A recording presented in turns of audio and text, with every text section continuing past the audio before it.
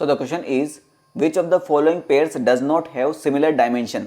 यानी यहाँ आपको दो दो पेयर दिए गए हैं, इनमें से एक पेयर ऐसा है जिनका डायमेंशन फॉर्मूला मैच नहीं करेगा। ठीक है, तो चेक बाय ऑप्शन हुआ बेटा ये।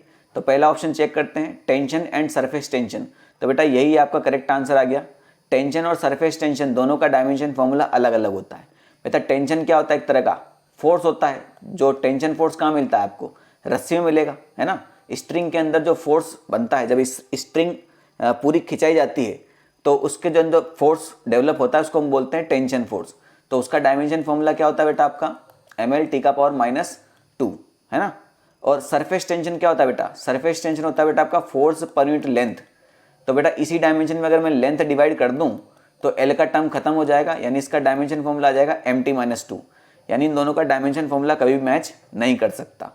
बाकी जो तीन पेयर हैं इन सबका डायमेंशन फॉर्मूला मैच करेगा। मैं आपको बता देता हूँ। स्ट्रेस होता है बेटा आपका restoring force divide by area, और प्रेशर होता है बेटा आपका फोर्स डिवाइड बाई एरिया। ठीक है, तो दोनों का फॉर्मूला सेम है, एसआई यूनिट भी सेम होगा, तो डायमेंशन फॉर्मूला भी सेम होने वाला है। एंगल और स्ट्रेन, तो बेटा एंगल का एसआई यूनिट तो होता है रेडियन, मगर इसका कोई डायमेंशन फॉर्मूला नहीं होता। ठीक है, और स्ट्रेन क्या होता है बेटा, जैसे अगर ये कोई वायर है जिसकी लेंथ एल है, मैंने इसको फोर्स लगाया और इस वायर को मैंने एक्सपेंड कर दिया, तो इसकी फाइनल लेंथ कितनी हो गई, L+Δl।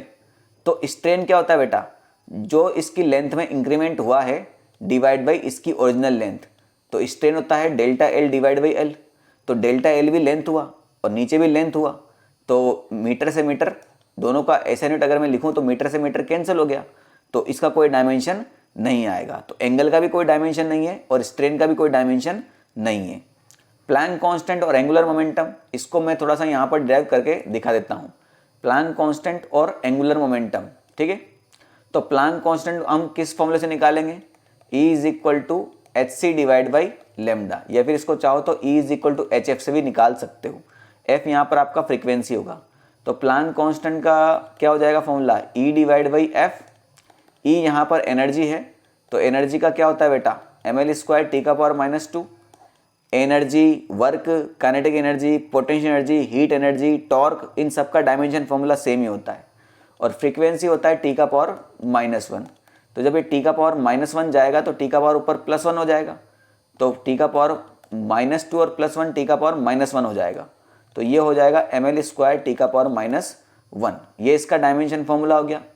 अब एंगुलर मोमेंटम का डायमेंशन फॉर्मूला निकाल लेते हैं। तो एंगुलर मोमेंटम का डायमेंशन फॉर्मूला होता है बेटा आपका, फॉर्मूला होता है mvr, है ना। या फिर इसको आपको r×p की फॉर्म में भी याद रख सकते हो, है ना। तो मास का डायमेंशन फॉर्मूला m होगा, स्पीड का होगा Lt-1, और r तो डिस्टेंस होता है तो उसका भी l होगा। तो इसको जब फिर से सॉल्व करेंगे तो ये हो जाएगा ml²T⁻⁻1।